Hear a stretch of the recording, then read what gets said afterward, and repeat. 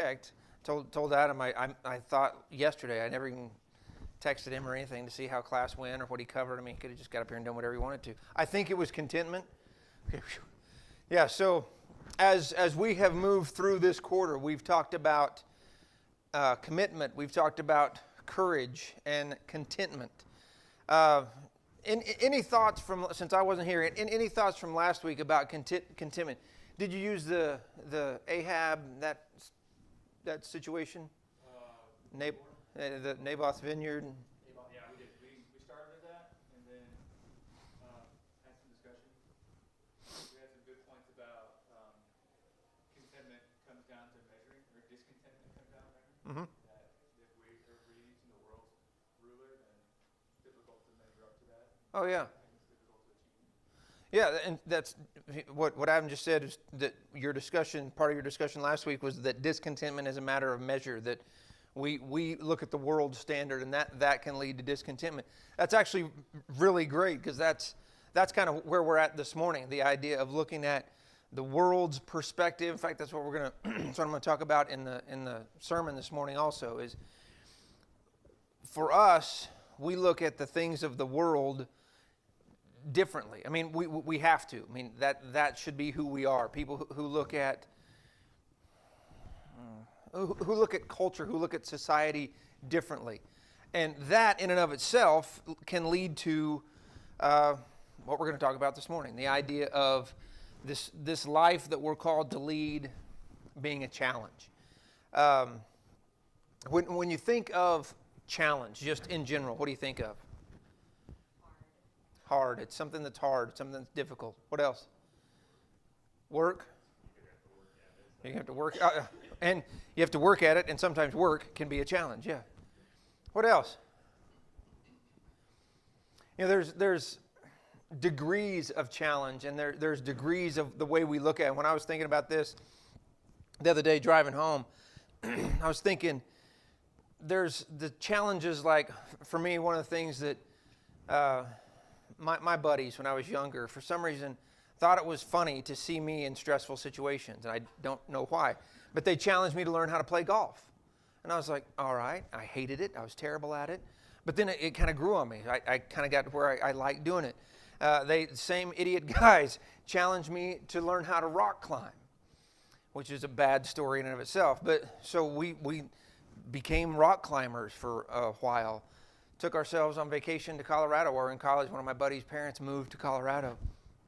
And we went to Castle Rock to stay with them. Decided we're going to go out early one morning, go find some mountains to rock climb. And we had learned pretty well. And we went climbing on these rocks, and we saw people driving by looking at us, and we thought we were really cool. And then a park ranger came up and told us we had to get out because we were rock climbing in the Garden of the Gods, which you're not supposed to do.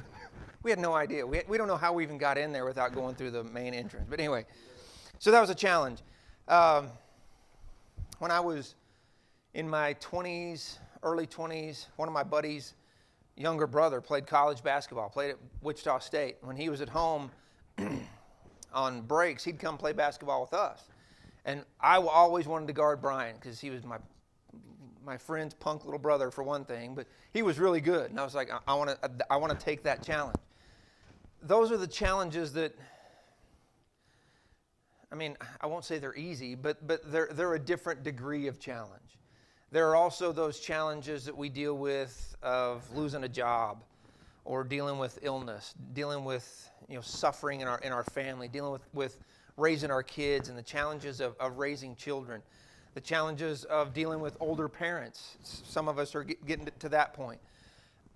But when we think about the lives that we're called to lead, the challenge that God puts before us is to be different than the world around us, is to look at society differently. And we have two options. We can either back away from the challenge, we can lock ourselves in our house and not be, we're going to do all the right things, but we're not going to go out there and get, in a bad situation where we can't handle it. Or what I think God calls us to do is to rise above, to go out and face the challenge of living righteously, to go out and face the challenge of being a child of God, to be a follower of Jesus, and to live and it's a cliche, I think, but to live out loud, to be the people we're supposed to be openly, and to face the world around us. That's part of the reason, in Romans 8, when Paul uses this expression, it's an incredible expression when you think about the context of it. He says that we, through Christ, are more than what? More. How can you be more than a conqueror? What he's saying is we're even above that. That we're called to be people who are more than conquerors when it comes to facing the challenges of the Christian life. So, with that in mind, let's have a prayer. John, can I put you on the spot and have you lead us in a prayer? Any particular prayer requests this morning? People traveling? All right, we got travelers, events. I mean, that's kind of goes without saying in this congregation, it seems like. We got a lot of stuff coming up. You can say that about any time of the year, but summer stuff about to happen. Anything else? Let's pray. Dear Lord, our God in heaven, we're thankful for another Lord's Day, another day to gather together as the church to encourage one another, to sing songs of praise to you, to remember your Son and the sacrifice. And we're looking forward to doing all these things in the next hour in worship. We pray that you bless our hour together now in Bible study as we consider how to react properly to challenges that we face.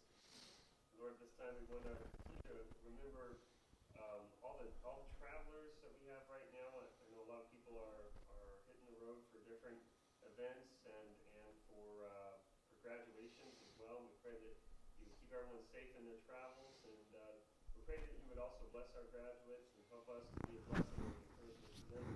We pray that this group also can encourage that group, especially the high school graduates, that we would give them a place to transition to and a welcoming place. We're grateful for this class and for this opportunity, and we pray again that you would bless our time together now. In Jesus' name we pray. Amen. Okay, when we think about this idea, really, this lesson could have been the first lesson in this whole series, because everything that we've talked about, commitment, courage, contentment, those are all challenges. When you think about the challenges God has put in front of us, just about our lives, what has God challenged us to do as Christians, specifically? To live in the world, but not of the world. Live in the world, but not of the world. What else? Forgive people. What? Preach the gospel to the world. To be people who are forgiving. To pray for your enemies. To love your neighbor. I mean, things that aren't typical in the world around us. When we think about just these other lessons we've talked about, it's a challenge to commit yourself to the Lord and His church. It's a challenge to commit yourself to living that life. It's a challenge to be courageous in the face of the world when you're either trying to just live right or trying to teach people, or trying to tell people why you live the way you live. It's a challenge to have that courage. It's a challenge to be content. I mean, it's so easy to look and see, the greener grass, if you will. But when we think about all these things God has called us to do, wouldn't it have been easier if once you became a Christian, your life became perfect? So the question we have to ask then is, why does God allow us, people who are trying to commit, people who are trying to be the people He wants us to be, why does He allow us to face challenges? Why does He allow us to maybe even, you think about what Peter says that you're going to be tested, that you're going to have trials because of who you are. So we have to answer that question, why is this? Most of the time, it helps you grow. Yeah. And that's, we could just skip this whole next section because she just answered the question. Because it helps you grow. I mean, that's really the long and the short of it. But when we think about the fact that, like I said, that Peter says that you're going to be tested, that it's just going to happen. we have to then assume that it must be good for us, right? We have to assume that there must be some logical reason for all this. We still live in an evil world. We still have choices. We still have Right. all of that around us. So yeah, we're going to have challenges because we still live in a fallen world. Yeah, because the world around us doesn't change just because we do.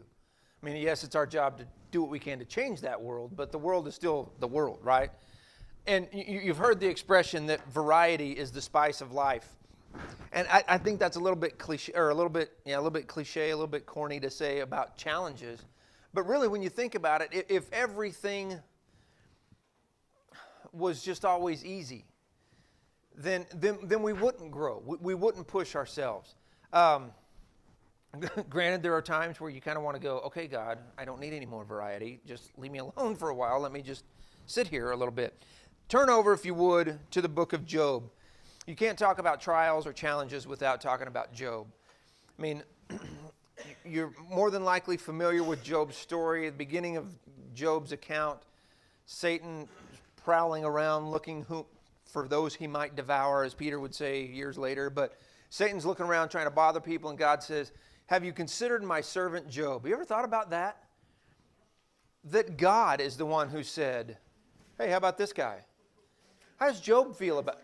I mean, Job doesn't know all this. Job, I mean, I don't know when Job finds this out. This is the behind-the-scenes events.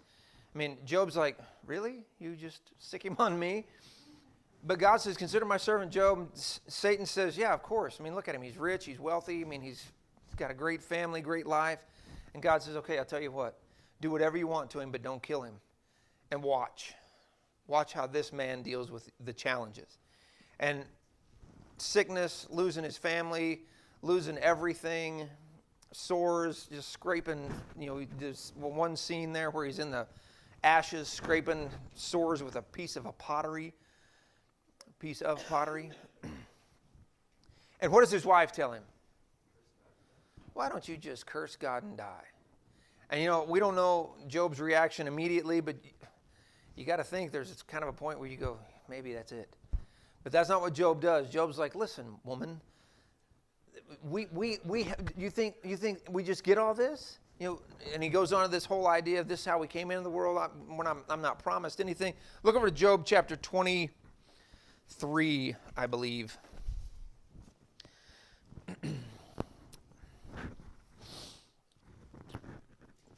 Okay, wait, I got to back up. I skipped something. When we think about challenges, and stay with Job, keep that in mind, because Job answered the question why. Job had a great deal of variety in his life. Then he got a different kind of variety, which wasn't pleasant. But we have to ask ourselves the question, what is our why? As Christians, good times, bad times, broke into a Led Zeppelin song there. Whatever it is, what is our purpose?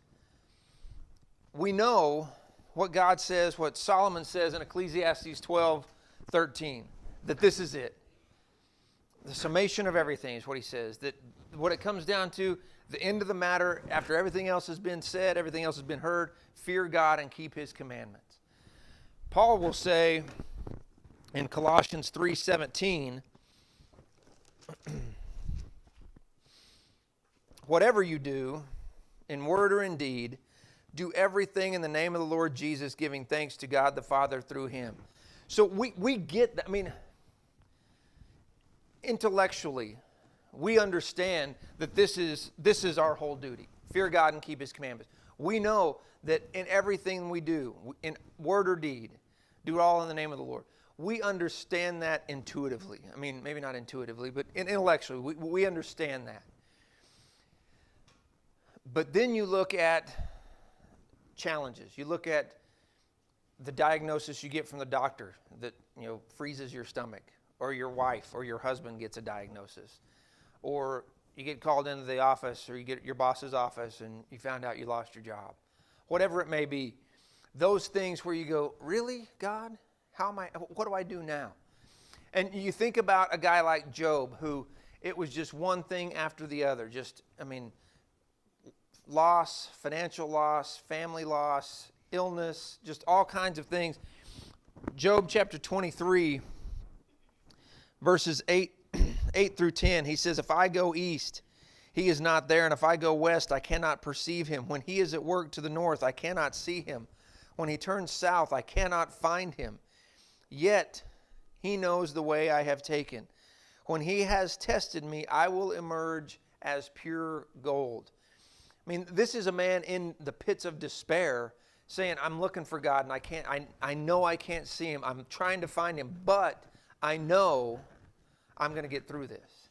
And when I do, things are going to be better. I'm going to be better. I will emerge as pure gold. My feet have followed his tracks. I have kept his way and not turned aside. I have not departed from the commands from his lips. I have treasured the words from his mouth more than my daily food. Those last couple of verses sound a whole lot like Psalm 119. That whole idea that I'm going to obey your commands no matter what, and I'm going to be better because of it. Job is an illustration of the fact that when we face our challenges, we ought to come out as better people. And that's such a we hear that all the time. It's much easier said than done. And it's much easier to say than to actually practice it. It's much easier to say when it's me telling you should come out of your challenge better. But when it becomes me dealing with my challenge, it's hard. But that's what Job says, is that I know because I've obeyed God, because I've followed God, and because God is more important to me than anything else, going back to that idea of commitment. He says, I know I'm going to get through this, and I'm going to come through this better.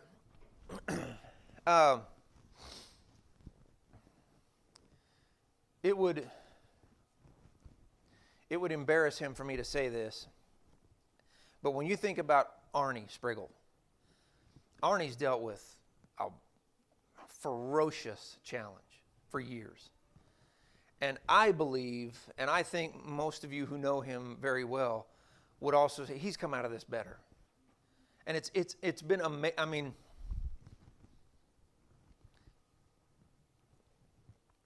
It's been amazing in a weird, terrible kind of way, but it's incredible to watch how that man has changed. He's a Idaho Job. He's been, not the same way, obviously, but with all that he's dealt with, and he's come through this like Job. He's come out as gold, and it's such an encouragement to see that in real life. I'm so sorry that it's happened to him, but it's such an incredible blessing to be able to watch that in real life, to see somebody dealing with such an enormous challenge and to weather it spiritually and emotionally and mentally the way that he has. It comes back for us as Christians, that whole idea of Colossians 3, the first 3 verses, where Paul tells us that we should be people who seek the things that are above, set our minds on those things that are above. And again, a lot easier said than done. But in the midst of our challenges, that's what we're called to do, is to remember that God has given me an opportunity to better myself, that God's helping me get through this. Look over James chapter 1. James says some of the same ideas. James chapter 1, verses 2 through 4. Somebody read that for me, please. Okay. My brethren, count it all joy when you come up to various trials, knowing that the testing of your faith produces patience. But let patience have its perfect work, that you may be perfect, completely lacking nothing. Now that's a passage that a lot of us, most of us maybe, have heard over and over. Consider it what? Joy. When you fall into various trials.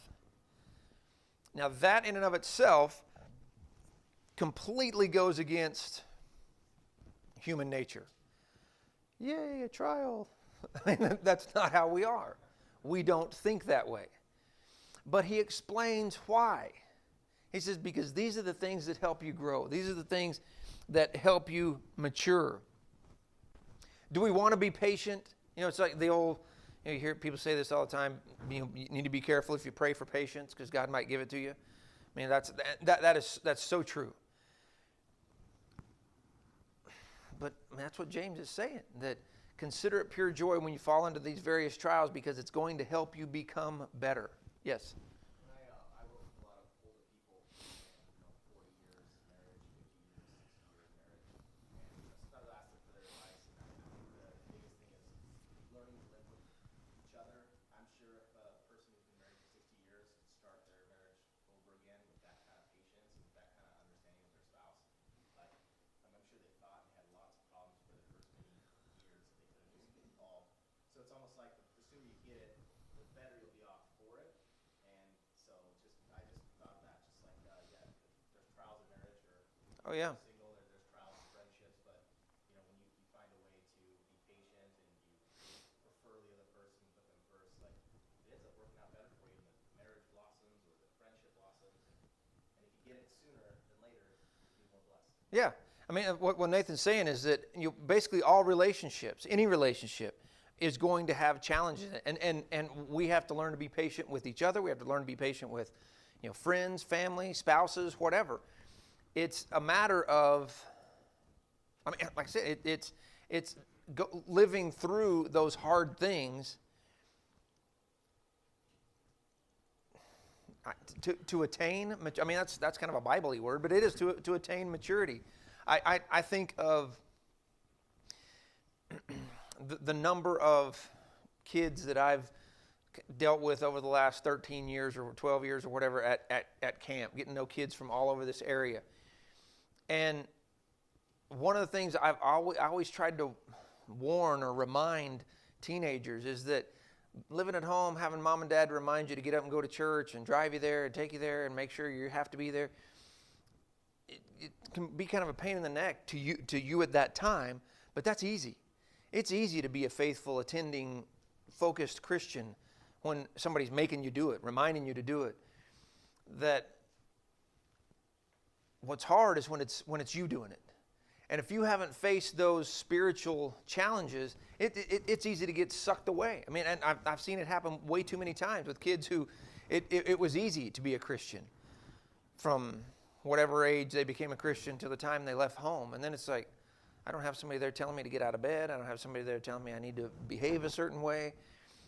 And those trials, as you work through those help you mature as a Christian. Look over to 2 Corinthians 12. This is a great example of, I mean, again, another real example. We don't know what this is that Paul's talking about here. In 1 Corinthians 12, verses 7 through 10. Where'd he go? No, 2 Corinthians. Did I say first? 2 Corinthians 12. Okay. Let's see. Verse 5 is where I'll start. I will boast about this person, but not about myself, except of my weaknesses. For if I want to boast, I wouldn't be a fool because I'd be telling the truth, but I will spare you so that no one can credit me with something beyond what he sees in me or hears in me, especially because of the extraordinary revelations. Therefore, so that I would not exalt myself, he's saying, I've done a lot of stuff. I've seen a lot of stuff. I've done a lot of stuff, but I don't want to brag about it. I could because I've seen a lot of really cool stuff, done a lot of really cool stuff. But so that I won't exalt myself, a thorn in the flesh was given to me, a messenger of Satan to torment me so that I would not exalt myself. Concerning this, I pleaded with the Lord 3 times that it would leave me. But he said to me, my grace is sufficient for you, for my power is perfected in weakness. All kinds of speculation of what Paul's thorn in the flesh was, whether it's a physical ailment. Some people say, I tend to think it's these Jews who chased him all over the place, constantly harassing him, trying to destroy his work. But he says he was given whatever that was to keep him from doing what? Getting too cocky, being arrogant. Why? How do challenges keep us I guess the word would be humble. How do challenges keep us humble? Because that's what he's saying, is that I prayed and I prayed and I prayed, God, take this away from me. And God said, no, my grace is sufficient. How does that work? I think it helps us realize that we don't have everything together. Sometimes if things go too well for too long, I don't want to say too well, but Yeah. if things go really well for too long, then we get in the rhythm of thinking that we have everything together and that things are just always going to work out well for us. Yeah. It brings arrogance in terms of thinking about life. And if we get those trials and we can sit back and be like, oh, I guess I don't have everything together and my life isn't perfect. And it brings a level of humility. Yeah, what Blake's saying is that if things go great all the time, we might start to think, I've got it all together. I got life handled. What else? Any other, Brad? So, exactly what Blake said, but also you may have a tendency to think that you got there yourself. Exactly. Yeah, that yes, my life is going great, everything's going fine. Look at me. Look what I've done. But Paul says, it's different, but we're told the same thing. God says, my grace, his grace is sufficient. I don't need to take away all your problems. I don't need to take away all your trials. You need to learn to live with them. But really what he's saying is what? We need to learn to do what with our trials?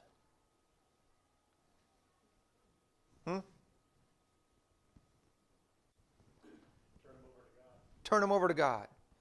Rely on God for them. That's why he says that God told him, my grace is sufficient, and I am shown to be stronger through your weakness. And again, think about Arnie's situation. I have come to, through watching him, I've come at different points to have a different perspective of God because of what's going on in his life. You know, you think about Job and his trials, his friends that show up and tell him what a bad guy he is, and that's why God's doing this to you. They have to see at some point God working in this guy. When we see people dealing with challenges, when we see each other dealing with challenges and dealing with them properly, isn't God glorified in that? I mean, isn't that really the objective, that it isn't about, I got through my trial, look at me, everybody pat me on the back. It's God got me through this. And because of that, I'm better and God is glorified. Nathan. Or just things that are out of your control. So things like cancer, things like, just a major, something where you lose control and realize I cannot control the situation. And I think it's harder for guys than girls in that sense. Like, guys want to feel like they're useful, and if they feel like they can't do anything, like a sick child, that they can't help. I mean, it's like that saying that there's no atheist in a foxhole. When you Yeah.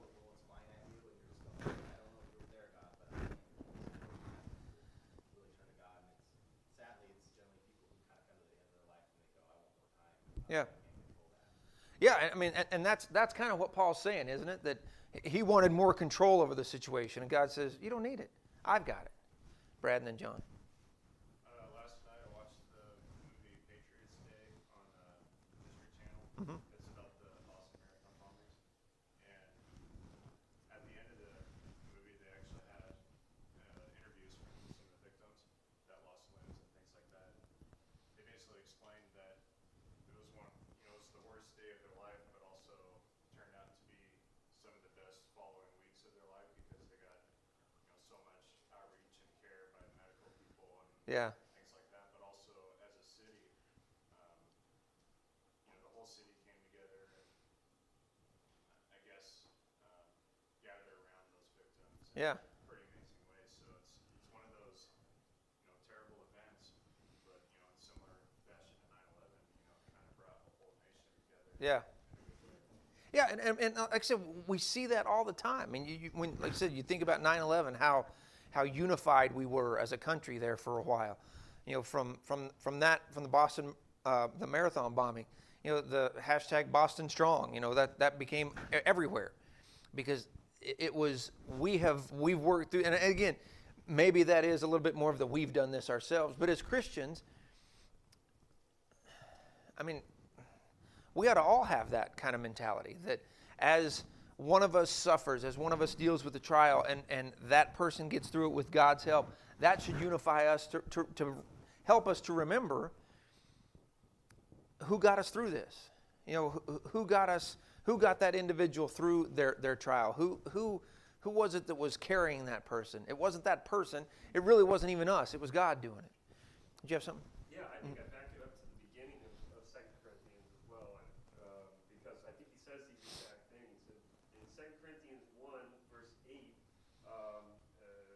Paul says, "For we do not want you to be unaware, brothers, of the affliction we experienced in Asia.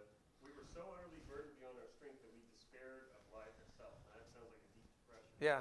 Indeed, we felt that we had received the sentence of death, but that was to make us rely not on ourselves, but on God who raises the dead. He delivered us from such a deadly peril, and he will deliver us. On him we have set our hope that he will deliver us again. And then if you back it up a few verses, in verse 3 it says, "Blessed be the God and Father of our Lord Jesus Christ, the Father of mercies and God of all comfort, who comforts us in all of our affliction, so that we may be able to comfort those who are in the affliction with the comfort that we ourselves have received when we were comforted by God." So he kind of says both those things. We're relying on God more, and then we're also going to take that experience and comfort others when they're going through something. Yeah, and what John's talking about is early in 2 Corinthians, where Paul just kind of lays it out, that we have some bad stuff in front of us. We'd have to deal with some bad things. But he says there was a purpose for it, which is actually an excellent segue to where we're going next. That what Paul said, and you know, Paul's the originator of the concept of pay it forward. I mean, he's the one, I guess God is, but he's the one who says, I learned to deal with my trial. We dealt with our struggles so that we could then help those who were going through it. Maybe not a similar trial. I mean, there weren't very many people going through what Paul was going through, but it was that idea that I've learned to rely on God so I can help you when you're in a trial, when you're in a struggle. So we have to think about the value. Let's see. Well, Paul, in 2 Corinthians 4, Paul also will talk about the fact that he struggles with different things, and he disciplines and he buffets his body and does all this stuff because he understands, and he's trying to teach the church in Corinth going through their crazy stuff they're going through, that it is going to require you to discipline yourself. That in some ways those trials, those challenges are that's your spiritual workout to make your spiritual muscles stronger, if you will. So when we think about Romans 8:28, what does Romans 8:28 say? Everything that happens is working for the good for those who love God. Now that is hard. You look at Job. If Romans 8:28 would have been around in Job's day, somebody was showing up at his bedside or his ash bedside, wherever he was, and would have read Romans 8:20. This is all because this is all working to God's purpose, and Job would have strangled the person. But I mean, we know that verse exists, and we know even in our challenges of life that Romans 8:28 is still there. I thought this was a great quote. It's obviously British because the extra U there. But honor challenge. It's the splinters, nicks, lines, and breaks in your life that add beauty, bolder texture, more dimension, richer value. So what is the value of challenge? If the distinction I think we have to make, or I don't know, maybe it's the question that we have to answer is, does God cause our challenges? Does God cause our trials? If it is according to that, everything works according to His purpose for those who love the Lord, is He causing illness? Is He causing your family to struggle? I believe the answer is no. But I believe that God has, the world is set in motion. And bad things are going to happen. Like what Rishi was saying, we live in a fallen world. So bad things are going to happen. But God calls us to figure out the value. To figure out the value of whatever our challenge might be. This is such a cheesy story. In fact, we were talking the other day about preacher illustrations that are obviously lies. Well, this is obviously a lie, but this is just an interesting kind of story illustration. During the Great Depression, a man lost his job. I'm just going to summarize this. He had lost his job, exhausted his savings, forfeited his house. It's a Job situation. His grief was made even greater by the sudden death of his wife. All that he had left was his faith, and it was weakening. One day, while he was looking for work, he saw some men doing stonework on a church building. One of the men was skillfully chiseling a triangular piece of rock. Not seeing where it would fit, the man asked about it. The man working on the piece of rock answered, "See that little opening up there near the spire? That's where it goes. I'm shaping it down here so it will fit up there." Like I said, that's so cheesy, but that's the idea of our challenges, is that if we have the right mindset, which is, I mean, that in and of itself is a challenge. But if we adopt that Job, Paul, you name it, person in the Bible practically, that had the mindset of God is going to see me through this. You know, you think of David and, you know, some of David's Psalms. Can you think of any time frame of some of David's best Psalms were written at you know, obviously written at different times. When were some of those Psalms written? After Psalm 51, after he's face to face with his sin with Bathsheba, he has really, really, really messed up, and he writes a great psalm. When else? Living in a cave. Saul's chasing him, trying to kill him, and he writes these. He writes these great praise psalms. Yes, some of them are great praise. Some of them are kill that guy of God. That's what I really want. But okay, that's another way to face a challenge. but I mean, in the midst, that's such a Bible-y word too. In the middle of a real challenge, you think of David. You think of Shadrach, Meshach, and Abednego. That in, what is that, Daniel 3? That great passage there where those three guys tell Nebuchadnezzar, says, listen, you throw us in there, fine, whatever. And you don't have to believe in God, whatever, but our God will save us. But even if he doesn't, we're not going to worship anybody but him. I mean, that is so powerful. And then again, like John was talking about, you move up to Paul, saying that we are going to be challenged. We're going to face trials. We're going to face difficulties. But it is those things that allow us to move forward. Oh, there's a verse. I got that slide out of place. So how do we face challenge? Do we, do we go the monk route? Do we lock ourselves in a big castle, separate ourselves from society, not to be bothered, not to be afflicted, but man will be righteous? That isn't what God asks us to do. It's that living in the world but not of the world.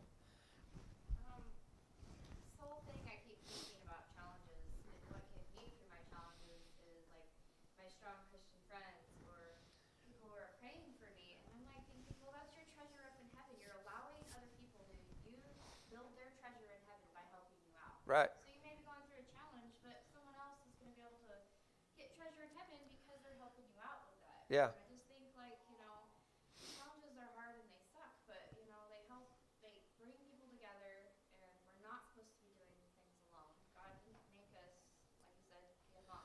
Yeah. He said, find some people that are going to help you through. What Reach is saying, this whole idea of dealing with your challenges, we need to be, this is kind of go off on a whole different tangent here. Another challenge is to be willing to let people help you. But that's why God calls us a body. That the arm can't say to the finger, or what, I don't know what the words are, the ear to the eye, or the head, whatever, that I don't need you, because we do need each other. That when you have a challenge, when I have a challenge that I'm facing, a sub-challenge of that is, do I let you know that? We're supposed to confess our sins to one another. James says that. Yeah. You have to tell people what's going on in your life. Well, and like I said, maybe your challenge isn't a sin even. Maybe your challenge is illness or what, but we have to be willing to share that. Well, yeah, it just comes back to how do you get through challenges. I think the best way to get through challenges is perspective.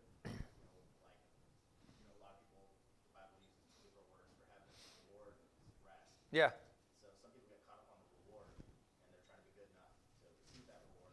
Some of us kind of have to remind ourselves that, this life is going to be a struggle, but that's why God calls it a rest. Yeah. A rest from the struggle. Yeah, exactly. Because we got something to rest. I mean, that's what Nathan's talking about. Is a number of times the Bible refers to the concept of heaven as either reward or rest. That sometimes we need to focus on the rest part. I mean, that's Hebrews 4 through 6, whatever it is there. And that's why when we think of this idea of face and challenge, that we need that concept of being courageous.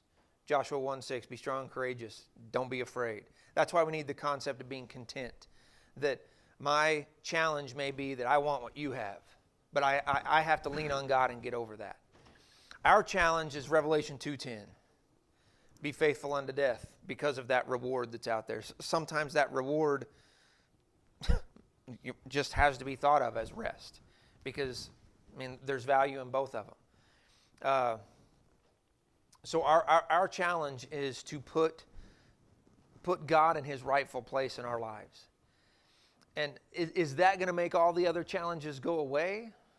Absolutely not. And this is, my opinion, this is something we need to be very clear about with new Christians. That life isn't just going to turn rosy because you become a Christian. In fact, it may get worse. It may maybe not worse.